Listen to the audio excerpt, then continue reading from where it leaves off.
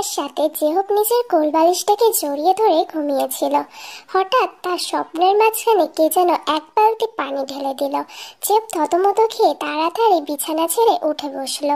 তারপর দেখলো, এই যে ছেলে, আপনার কি কোনো আক্কেল জ্ঞান বোধ কিছুই নেই নাকি? কটা বাজে দেখছেন? ঘড়িতে 10টা বাজতে চললো, আর কিছুক্ষণ পর 10:30টা বাজবে। আপনার কি কোনো কাজ নেই? এখনো শুয়ে শুয়ে ঘুমাচ্ছেন? এটা কি এই সকালে আপনি আপনি আমার গায়ে পানি ঢাললেন, আর আপনি আমার রুমে কি করছেন? আমি আম্মুকে কি এক্ষুনি নালিশ জানাবো? আপনার সাহস কি করে হলো আমার রুমে আসার? ও, আমি রুমে আসছি বলে আপনার গায়ে জ্বালা ধরছে বুঝি? শোনেন, ছোটবেলায় আমি এই রুমটা ছাড়া কোথাও থাকতাম না, তো এখন যদি আমি আসিও তাতে চিনান্টি আমাকে কিচ্ছু বলবে না।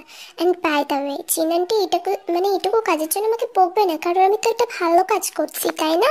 আপনি চাইলেই গিয়ে বিচার দিতে পারেন, কিন্তু কোনো লাভ হবে না, বুঝছেন? এই ছোট থেকে তুমি আমাকে ডিস্টার্ব করে চলেছো সমানে, আর এখনো সেটাই করছো। অসহ্যকর মেয়ে একটা। তোমাকে কতবার বারণ করে আমার রুমে আসবে না, তাও আসো। তারও আমি আম্মুকে গিয়ে এক্ষুনি নালিশ জানাবো, তোমার নামে এক্ষুনি বিচার দিব। দাও না দাও, তোমার তো সুবুদ্ধির অভাব আছে। জিনান্টি বলবে ঠিকই করছে, যাও গিয়ে বলো দেখি কি করে তোমার আম্মু। জেহবের রাগগুলো যেন সুগা আরেকটু বাড়িয়ে দিল তার কথা বলার অঙ্গিমা দিয়ে। এরপরে কি করলো, জেহব খুব রাগ নিয়ে জিনের কাছে গেল। জিন তখন সবার জন্য ব্রেকফাস্ট রেডি করছে। জিনকে গিয়ে জোরে জোরে তার মা সুগার আম্মু সেখানে ছিল, ইয়ঞ্জন, তার সামনে বলল, আম্মু আম্মু এই বেয়াদব মহিলাটা আমার রুমে কি করছিল? আম্মু জানো কি করছে? দেখো আমি পুরো ভিজে গেছি আম্মু, কি একটা অবস্থা করেছে আমার আমার রুমটা পুরো ভিজিয়ে দিয়েছে, সাথে আমার কোলবালিশটাও। তুমি কিছু বলবা না আম্মু? এগুলো কি ঠিক করে? ও তো এখন বড় হয়ে গেছে। ওকে আমি করতে বলেছি, ঠিক করেছে ও যা করেছে। 10টা বাজতে চললো, তোর ঘুম ভাঙার নাম নেই। তাহলে ও করেছে যখন ঠিক করেছে, আমি ওকে বলেছি তোকে ডেকে আনতে, বুঝতে পারলি? আম্মু তুমি এত কিছু হয়ে যাওয়ার পর ওই মেয়েটার সাপোর্ট নিচ্ছ, তোমার নিজের ছেলে, তোমার ছেলেকে বাদ দিয়ে। এনিওয়ে, তুমি ডাকতে বলছো ভালো কথা, ভালোভাবে গিয়ে ডাকতে পারতো। পানি ঢালার কি দরকার ছিল এই শীতের মধ্যে? তাও আবার স্বপ্ন দেখোস তুই? এই গরমকালকে শীতকাল বলছিস? ঠিক আছে, তুই যা স্বপ্ন দেখোস আমি বুঝতেই পারছি। আর আমি ওকে বলেছি ডেকে দিতে, ও ঠিক করেছে, কিচ্ছু ভুল করেনি। তোর মতো ছেলের সাথে ও যেটা করেছে ঠিক করেছে। এখন আজাইরা না বকে যা রেডি হয়ে ব্রেকফাস্ট করে আমাকে উদ্ধার কর। সুগা একদিনের জন্য আমাদের বাড়ি আসছে আর ওর নামে নালিশ দিতেছে। গেলি এখান থেকে। তো যে হোক সুগার দিকে তাকালো, কিন্তু সুগা একটা মুখ ভেঙচি দিয়ে তার আম্মুর পাশে গিয়ে বসলো জিন ব্রেকফাস্ট দেবে বলে। যে হোক যেন আরো রেগে গেল। রাগ নিয়েই সে একদম নিজের রুমে চলে গিয়ে খুব জোরে দরজা লাগিয়ে দিল। এরপরে জিন ব্রেকফাস্ট নিয়ে এসে ইয়ঞ্জনের সামনে রাখলো। তারপর বলল, তুই তো জানিস ওরা ভাই ভাইগুলো একদম ঘাটতারা, ওর জন্য এইভাবে বলেছে, তুই কিছু মনে করিস না। আরে এইটুকু কথা কি মনে করব, সে ছোটোর থেকে চিনি আমি। যাই হোক, তুই এসব কথা ছাড়তো, আর তুই তাড়াতাড়ি গিয়ে রেডি হয়ে নে, এরপরে তো আমাদের বাড়ি যেতে হবে, তাই না? আর অনেক কাজ আছে বাসায়, তুই তাড়াতাড়ি কর। আর আমার মেয়েটা হচ্ছে খুব ধোয়া তুলসী পাতা না। কি ওর গায়ে পানি ঢালার কি যে দরকার ছিল আমি বুঝি না বাবা। আম্মু তুমি বুঝবাও না, ওর জন্য ওই শাস্তিটাই একদম বেটার ছিল, ওটা ডিজার্ভ করে। দাঁড়া, তোরা এখানে থাক, আমি গিয়ে দেখি ছোট বাদলটা উঠলো নাকি। ওগুলো তো এক একটা ঘুমের দেশের রাজা, কি আর বলবো, আমার কি ছেলেগুলোর যে কি একটা অবস্থা। ঠিক আছে তোরা এখানে থাক, আমি গিয়ে রেডি হয়ে আসি আর আমার ছেলেটাকে উঠিয়ে আসি। এরপরে জিন তার সমস্ত কাজ কমপ্লিট করে নিল। কমপ্লিট করা হয়ে গেল। সে সুগা আর ইয়ঞ্জন তাদের তার খালামণি, যেহেতু এটা জিন হলো সুগার খালামণি, তো এরপরে জিন তার বোনের বাসায় গেল আর সেখানে গিয়ে নানা কাজ করছে। কিছু কাজের জন্য তারা গিয়েছে। এরপর অন্যদিকে সোনা, ও সোনা এখনো রাগ করে আছো? বলো বেবি, তোমাকে রাগলে যা কিউট লাগে না, কিন্তু আমি চাই না তুমি সেই রাগটা আমার ওপর দেখাও। আমার একটুও ভালো লাগছে না সোনা, আমার সাথে একবার তো কথা বলো। না, বলবো না তোমার সাথে কথা। কেন ভুলে গেছো তুমি আমার বার্থডে? আমার বার্থডে উইশ করতে আমি তো চেয়েছিলাম সবার আগে তুমি উইশ করবে, সবার আগে তুমি উইশ করবে, আমি এটা চেয়েছিলাম। বাট আমার বোন আমাকে সবার আগে উইশ করছে, বুঝতে পারলে? তুমি করতে পারোনি, তুমি ফেইলার। তুমি অ্যাজ এ বয়ফ্রেন্ড তুমি একটা ফেইলার, বুঝতে পারলে? রাগ দেখাচ্ছ কেন সোনা? এইভাবে রাগ দেখালে আমি থাকতে পারি না, বোঝো না কেন? আচ্ছা শোনো, আমি তো 5 মিনিট, 12টা বেজে 5 মিনিটে উইশ করছি, এত এত রাগ দেখাও কেন বলো তো? আর তোমার বোনও তো তোমার পাশে থাকে, আর দুটোই তো রাতে ঘুমাও না, তো তোমার বোন তো উইশ করবে, এটা তো স্বাভাবিক ব্যাপার, তাই না? চুপ করো, একদম চুপ করো, দোষ করে দোষ থাকার মানে চেষ্টাও করো না। আমার বোনের নামে কিচ্ছু বলবে না, ও ঘুমাই ঘুমাই উইশ করছে, আর তুমি কলে থাকতে থাকতে আমাকে উইশ করনি, টয়লেটে গেছিলা, আই মিন ওয়াশরুমে। কেন যাবে তুমি? আমাকে উইশ করে যেতে পারোনি? আরে চাপ লেগেছিল। যদি নেচার আমাকে এত কল করে তো আমি কি করব? তোমার কলটা রিসিভ করে কি এবার থেকে ওয়াশরুমে যাব? হ্যাঁ এটাই করব। চাও তো এটাই হবে। কিন্তু এইবারের মতো আমাকে ক্ষমা করে দাও, নেক্সট টাইম এরম ভুল আর করবো না, পাক্কা প্রমিস। প্লিজ বেবি, এইবারে তো রাগ ভাঙাও, আমার ভালো লাগছে না। কি হয়েছে তোমার বলো তো? সেই থেকে রাগ দেখিয়ে যাচ্ছ। আই এম সরি, বলো কি করতে হবে বলো, আমি তাই করব। কি তুমি যখন ভেবেচিন্তেই বললে কি করতে হবে, তাহলে তো আমাকে মানে কিছু করাতেই হবে তোমাকে দিয়ে, তাই না? তো 50 বার কান ধরে উঠবাস করো, যদি এটা করতে পারো আমার রাগ এক্ষুনি কমে যাবে, আর যদি না পারো তাহলে কি 50 বার? কম হয়ে গেল, 100 বার করবা? না না না না, কোথায় যাচ্ছ তুমি? রাগ করো কেন? আমি এই করছি, দেখো আমি করছি, তুমি গোনো কাউন্ট করো। ওদের কথা মতো জেকে কিন্তু উঠবাস করলো, আর হ্যাঁ 100 বারই করেছে, কারণ সে থেকে অনেক ভালোবাসে। তেকে হার্ট করে সে থাকতেই পারে না, মানে তে যদি তার উপর রাগ করে তার খুব কষ্ট হয়। এনিওয়ে এরপরে জেকে তার মানে তেকে তার বাড়িতে নিয়ে আসলো, তার আম্মু সব জানে তাদের রিলেশনের ব্যাপারে। সো তের জন্য একটা বড় সারপ্রাইজ গিফট করেছে। তো জাঙ্কুক তের চোখ বাঁধা অবস্থায় নিয়ে আসছে, আর সবাই তাকে বার্থডে উইশ করছে চারিদিক থেকে, জাঙ্কুকের ফ্যামিলি মেম্বার্স। সত্যি কুকি, আজকের দিনটা আমার জন্য অনেক বেটার ছিল, মানে বলতে গেলে আমার খুব ভালো লাগছে। Thank you so much, thank you so much aunty. আপনারাও মানে সবাই এরকম করেছেন, আমার খুব ভালো লাগলো আজকের দিনটা। তে তুই না কয়েকদিন বাদে এবারেরই বউ হবি, তো এইভাবে বলতে আছে? আমি তোর মায়ের মতো, আর কতবার বলবো? আর আমি তোর আম্মুর সাথে কথা বলে নিয়েছি, একটু লেট হলে কিছু হবে না, জাঙ্কুক তোকে বাড়ি পৌঁছে দেবে। তো আগে এটা বল, কেমন লাগলো তোর আমার ছেলের এই গিফট? মানে আমরাও হেল্প করেছি, বাট বেশি তো আমার ছেলেই করছে। কেমন লাগলো? অনেক সুন্দর হয়েছে আন্টি, মানে বলার মতো না, খুব সুন্দর হয়েছে, আমার খুব পছন্দ হয়েছে। আর জাঙ্কুক আমাকে এত বড় একটা সারপ্রাইজ আমি ভাবতেও পারিনি, মানে আনএক্সপেক্টেড। আমার কাছে কোনো এক্সপ্লেন করার মতো ভাষা নেই, এতটা অপরূপ সুন্দর হয়েছে, আমার খুব পছন্দ হয়েছে। আচ্ছা সবকিছুই বুঝলাম, কিন্তু তুই তোর বোনটাকে নিয়ে আসিসনি কেন বলতো?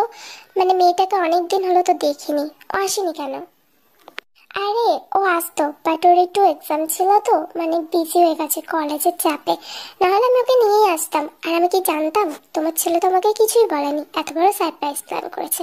তুমি চিন্তা করো না, নেক্সট টাইম ওকে নিশ্চয়ই নিয়ে আসবো। তো সব মানে অনুষ্ঠান শেষ হয়ে যাওয়ার পরে তে আর জাঙ্কুক মিলে ছাদে আছে, একটা দোলনায় বসে আছে, ছাদের একটা কোণের সাইডে দোলনা, সেখানে বসে আছে, আর জাঙ্কুকের কাঁধে মাথা রেখে তে শুয়ে আছে, আর বলল, আচ্ছা কুকি, মানে আমাদের বিয়ে হয়ে যাওয়ার পর সবকিছু তো এমনই থাকবে তাই না? আমার খুব টেনশন হয় জানো, তোমার সাথে আমার বিয়েটা আদৌ হবে তো? ভয় লাগে আমার। আরে সেই ভয়টা দূর করার জন্যই তো। আর তুমি এত নেগেটিভ ভাবনা ভাবো কেন বলো তো? আমাদের বিয়েটা নিশ্চয়ই হবে, আমার ফ্যামিলিও মানে তোমার ফ্যামিলিও মানে, তাহলে প্রবলেম কই? আর কয়েকটা বছর যাক, তারপরে তো আমরা বিয়ে করেই নেব। আমি নিজের কাছে স্টাবলিশ হয়ে যায়, তারপরে তো বিয়ে করতেই হবে। অ্যান্ড বাই দ্য ওয়ে, তোমার জন্য একটা গিফট আনছি। লাস্ট মোমেন্টে এসে তুমি যে আমাকে এত বড় সারপ্রাইজ দেবে আমি সত্যি ভাবিনি, আমি তো ভেবেছিলাম তুমি হয়তো ভুলেই গেছো। আর যাই হোক, কি গিফট আনছো দেখাও। আমি আমার জানটার বার্থডে ভুলে যাব, তার আগে আমার জাহানটা চলে যাক, এটাই আমি চাইবো, বুঝতে পারলে? অ্যান্ড ওয়েট, দাঁড়াও, তোমার জন্য দেখো কি আনছি, চোখ বন্ধ করো তাহলে দেখাবো। আচ্ছা চোখ বন্ধ করলে আমি দেখবো কিভাবে? আচ্ছা ঠিক আছে, গাল ফোলাও কেন? করছি, দেখো। এবারে জাঙ্কুক একটা সুন্দর ডায়মন্ডের রিং নিয়ে আসছে তার কাছে, মানে পকেটে করে নিয়ে আসছিল, সেটা বের করে তের হাতে মানে পরিয়ে দিয়েছে। এঙ্গেজমেন্ট রিং যেখানে পরায় সেই আঙুলেই পরিয়েছে। এরপরে বলল চোখ খুলতে। তে দেখে পুরোই অবাক, এত সুন্দর একটা গিফট জাঙ্কুক মানে দেবে সে এক্সপেক্ট করেনি, আনএক্সপেক্টেড। আর জানিস সব কিছুই আনএক্সপেক্টেড হচ্ছে তের কাছে। ওয়াও, মানে আমি আমি ভাবতে পারিনি রিংটা তুমি আমাকে দেবে। এটা তো সেদিন আমি পছন্দ করেছিলাম, তুমি তো বলেছিলে এটা ভালো না, তাহলে আনলে কেন? আরে ওটা তো সেদিন মজা করে বলেছিলাম, আর আমার তে কোনো সময় খারাপ জিনিস পছন্দও করে না। এটা অনেক সুন্দর হয়েছিল, ভাবলাম অ্যাজ এ বার্থডে গিফট তোমাকে এটাই দিই। আর আমার তে যা পছন্দ করবে কুকি তার জন্য সেটাই নিয়ে আসবে। সো এইভাবে দেখতে দেখতে অনেকগুলো দিনই কেটে যায়। আমরা এখান থেকে বুঝতে পারি মানে তে আর কুকির রিলেশনটা অনেক দিনের, আর তাদের দুজনেই ফ্যামিলি মেম্বার মেনে নিয়েছে তাদের রিলেশন। তো তারা স্টাবলিশ হয়ে গেলে নিজেদের ফিউচারের কথা ভেবে এখনো বিয়েটা দেয়নি, তো ভবিষ্যতে তাদের বিয়ে হতে পারে। অন্যদিকে জিমিন তার আপুর জন্য অনেকক্ষণ ধরে ওয়েট করছে। সে এয়ারপোর্ট থেকে বেরিয়ে এসছে অনেকক্ষণ আগে। তো এখানে বলে রাখা ভালো, জিমিনের আপু হচ্ছে তে, মানে তে হলো জিমিনের আপু, আর জিমিন হলো তের বোন। তো জিমিন কিছু কাজের জন্য তার আব্বুর সাথে দেখা করতে বাইরে গিয়েছিল। তো এরপরে সে ফিরে আসছে এয়ারপোর্টে। তের তাকে মানে নিয়ে যাওয়ার কথা, তো এখনো তে নিতে আসেনি। ওর জন্য জিমিন এয়ারপোর্টের বাইরেই বসে আছে একটা মানে সিটে, আর তের জন্য অপেক্ষা করছে। ঠিক সেই সময় উফ, আপু তো কলও রিসিভ করে না, আর কতক্ষণ ওয়েট করব? আমি কি একা একা বাইরে যাব? এখান থেকে কোনো ট্যাক্সি ধরে চলে যাওয়া যাবে, কারণ আর তো কিছু রাস্তাও দেখছে না। আপু তো কল রিসিভ করছেই না, অনেক লেট হয়ে গেছে, আর ভালোও লাগছে না এবারে কতক্ষণ একটা মানুষ বসে থাকে। এই ভেবে জিমিন আস্তে আস্তে মানে এয়ারপোর্ট থেকে বাইরে আসলো। মেনওয়ে হাইওয়ের সামনে আসতেই কিছু ছেলে তাকে ঘিরে ধরলো। কি মামনি, আমাদেরকে ছেড়ে একা একা এই ছোট ছোট পানি গুটি গুটি হেঁটে কোথায় যাও সোনা? আমাদেরকে একটু সময় দাও, তারপরে যেও। এই তোদের ভাবিকে ওইভাবে মানে ভয় পাচ্ছিস কেন? দেখছিস কতটা ভয় পেয়ে একদম মানে কি একটা অবস্থা, কাচুমাচু করছে মেয়েটা, কুচকিয়ে যাচ্ছে। তোর ভাবিকে এতটা ভয় দেখাতেও নাও পারিস তো মামনি, হেল্প করবো নাকি আমরা? শোনেন, আমি আপনাদের কি ক্ষতি করেছি? হ্যাঁ, আপনারা আমাকে ডিস্টার্ব করছেন কেন? প্লিজ সরুন, আমাকে যেতে দিন, নাহলে কিন্তু খুব খারাপ হবে এর ফল। ফল খারাপ হবে? কই দেখাও তো একটু কিভাবে খারাপ হয়, আমরাও একটু দেখি। মানে তুমি কি করতে পারো? এই দেখ তো তোর ভাবে কি করবে, একটু টাচ করে দেখি। দাঁড়া, টাচ করলে ফল হয়তো আরো খারাপ হবে, তাই না? আসো শোনা, এদিকে আসো। ও জিমিনকে একজন টাচ করতে যাবে, জিমিন তাড়াতাড়ি চোখ বন্ধ করে নেয়, কিন্তু জিমিন ফিল করে অনেকক্ষণ হয়ে যায়, বাট কোনো কেউ তাকে টাচই করেনি। জিমিন চোখ খোলা মাত্রই দেখে একটা ছেলেকে, মানে ছেলেটাকে দেখে লিটারালি জিমিন ক্রাশ খেয়ে যায়। এত সুন্দর, এত কিউট, মাশাআল্লাহ অনেক সুন্দর। জিমিন এই সিচুয়েশনে ক্রাশ খেয়ে গেল। ওয়াও। এরপরে মানে সেই বাজে ছেলেগুলো ওই ছেলেটাকে অনেক কথা শোনাচ্ছে, কে সে জিজ্ঞাসা করছে, বাট ছেলেটা কোনো উত্তর দিল না। তাদেরকে মানে কাপড় ধোয়ার মতো ধুলো। ধোয়ার পরে ছেলেগুলো সেখান থেকে দৌড়ে যা হোক করে বেঁচে ফিরেছে। এরপরে সেই ছেলেটি, সামনে থাকা ছেলেটি মানে রোডের ওপরে জিমিনের যে ব্যাগটা পড়ে গেছিল টানা হেঁচড়ের কারণে, ব্যাগটা তুলে জিমিনের হাতে দিল আর বলল, শুনুন একটা কথা বলি, নিজের সেফটি নিজের কাছে, তো এটা মাথায় রেখে সবসময় চলাফেরা করবেন। যদি নিজের সেফটি না নিতে পারেন তাহলে এরকম বাইরে একা একা চলাফেরা করবেন না, কারণ যে কোনো মুহূর্তে আপনার ক্ষতি হতে পারত। আমি যদি না আসতাম ছেলেগুলো আপনার সাথে বাজে কিছুও করতে পারতো, আর এই শহরে কেউ কারণ নয়। তো আমারও একজন বোন ছিল, সেই কথা ভেবেই আপনার কাছে আসা। তো পরের বার থেকে, নেক্সট টাইম থেকে একটু সাবধানে থাকবেন। আর আপনি হাসছেন কেন? আমি তো কিছু বলছি নাকি? আরে হাসছি কারণ আপনাকে থ্যাংক ইউ জানাবো তাই। আপনি খুব সুন্দর, আপনার ফোন নাম্বারটা পাওয়া যাবে? অ্যাকচুয়ালি ফোন ইউজ করি না, আর আপনার থ্যাঙ্কসেরও কোনো দরকার নেই, এটা মানবতার খাতিরে করলাম। আপনার জায়গায় অন্য কোনো মেয়ে থাকলেও ঠিক সেম কাজটাই করতাম। ওকে বাই, আমি আসছি। কি সুন্দর করে ইনসাল্ট করলো আমার তো এই ছেলেকে খুব ভালো লেগে গেছে। মানে কি বলবো আপুকে, আসলে আপুকে তো আগে আমি এটাই বলবো যে ও জাস্ট অসাম। ওয়াও, আজ থেকে আপুকে আর কষ্ট করতে হবে না আমার বর খোঁজার জন্য, আমি বর খুঁজে নিয়েছি নিজেই। জিমিন তো সেই খুশি, কারণ মানে ছেলেটা এতটা মিষ্টি মানে এক্সপ্লেন করতে পারবে না ভাষায়, দেখেই ক্রাশ খেয়ে গিয়েছে। তো এবার অন্যদিকে জিমিন, আমি তোকে বললাম না এয়ারপোর্ট থেকে বের হবি না, তুই রাস্তার মাঝখানে কি করছস? আপু তুই যদি দেরি না করতিস, আর যদি রাস্তার মাঝখানে আমি না আসতাম, এত সুদর্শন পুত্রের কি দেখা পেতাম। আই মিন পুরো রাজপুত্র রে ভাই। সরি আপু, কি আর বলবো, কিছু না আপু, তুই তাড়াতাড়ি চল তো, কত লেট করে আসছিস, আবার এসে এসে বড় বড় ডায়লগ দিচ্ছিস, আমার ভালো লাগছে না, আমি ফ্রেশ হবো, খিদে পেয়েছে আমার, তাড়াতাড়ি চল এখান থেকে। আমার একটা ভাব নিচ্ছিস না, আমি ইচ্ছা করে দাঁড় করিয়ে রেখেছিলাম, তো জিজু ছাড়লে তো, মানে কখন থেকে বলছে আমি আসছি, মানে যেতে দিচ্ছে না, তো ফোনও রিসিভ করতে দিচ্ছিল না। যাই হোক, তুই গাড়িতে বস। তো রাতে খাওয়া দাওয়ার পরে ঘুমানোর সময় জিমিন এখন তের কোলে মাথা রেখে শুয়ে রয়েছে, তের একটা বই পড়ছে, আর জিমিন শুয়ে শুয়ে লজ্জা পাচ্ছে, ব্লাশ করছে, বালিশটা বারবার মুখে চেপে ধরছে। তাই তে তার এরকম বোনের অড বিহেভিয়ার দেখে জিজ্ঞাসা করলো কি হয়েছে। আপু তোর কি মনে নাই, আমি সকালে বললাম না একটা ছেলেকে দেখে ক্রাশ খাইছি, মানে এতটা সুদর্শন পুত্র, কি বলবো, দেখেই তো মন চায়, মানে একটা না হাজারটা কিস করি, এতটাই কিউটো আর অনেক সুন্দর, বাট আমাকে ইগনোর করছে জানিস, নাম্বার চেয়েছি নাম্বার দেয়নি। জিমিন, অচেনা অজানা ছেলের থেকে দূরে থাকতে বলেছি, মানে এই ব্যাপারটা তো ঠিক না তাই না? ছেলেটার মোটিভ কি, যদি খারাপ ছেলে হতো না, তোর না, তোকে নিয়ে আমি আর পারছি না বুঝলি বোন, তুই একটু শোধরা, কারণ আমি চাই না তুই যে কোনো একটা ছেলের হাতে উঠে যাস, আমি তোর জন্য ছেলে পছন্দ করে আনবো। যাত্রার কাছে যাবি না তো, আমার একদম ভালো লাগে না। আরে আপুকে যাত্রার বলিস না, ও অনেক ভালো, কিছু তুই আসার আগে জানিস কিছু ছেলে আমাকে ডিস্টার্ব করছিল রাস্তায়, আর তার মাঝখানে ওই ছেলেটা এসে আমাকে বাঁচাইছে, তো যাত্রার ছেলে হয়ে গেল, ও খুব ভালো, আর ও তো চাইলে ওর নাম্বারটাও দিতে পারতো, তো দেয়নি, মানে মেয়েদের থেকে দূরে দূরে থাকে, তো এরকম ছেলেদের আমার বেশি ভালো লাগে। যাই হোক, এসব করে আমরা ঝগড়া করছি কেন, তুই বল, তুই ওকে আমার জন্য খুঁজে এনে দিবি, ব্যাস এইটুকু বললেই হলো। আরে পাগলি, মানে ছেলেটা তো এরকম হতে পারে, ওটা রিপ্ল্যান ছিল। যাই হোক, তোর মনে এখন ঢুকছে তো ঢুকছে, ঠিক আছে আমি খুঁজে এনে দেবো, কিন্তু আগে তুই তোর পড়াশোনা শেষ কর, তারপরে আমি তোর জন্য রাজপুত্র খুঁজে এনে দেবো।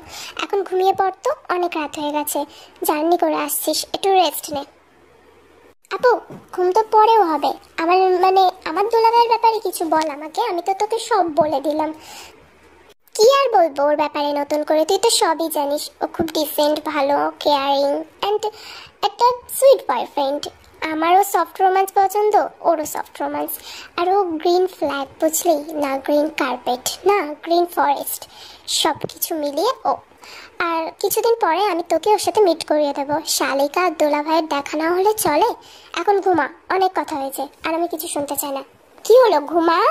অন্যদিকে আমাদের যেহব কিছু বই পড়ছিল, আসলে যেহব বই পড়তে খুব ভালোবাসে, তার আব্বুর মতো মানে আরএমের মতো বই পড়তে জাস্ট অসাম লাগে, তার খুব ভালো লাগে, তো সেরকমই কিছু বই নিয়ে এসে সে পড়ছিল, তখনই কেউ এসে তার বইটা হাত থেকে টেনে নিয়ে ফেলে দিল খাটের উপরে, আর যেহব রেগে গেল, মানুষটাকে দেখে তো আরোই রেগে গেল।